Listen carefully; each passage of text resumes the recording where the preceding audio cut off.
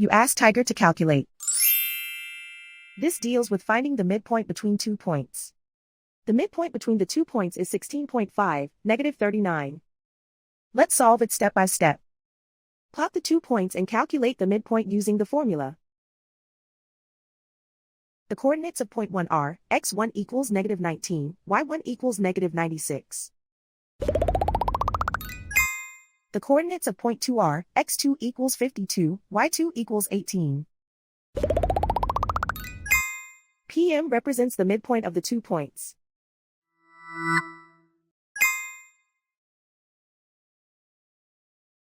Use the x values in the midpoint formula to find the midpoints x. x1 equals -19. x2 equals 52.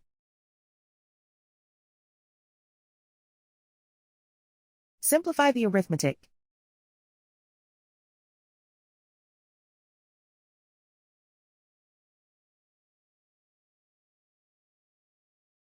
Use the y values in the midpoint formula to find the midpoints y.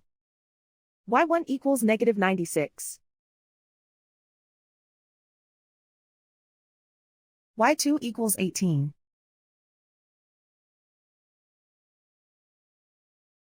Simplify the arithmetic.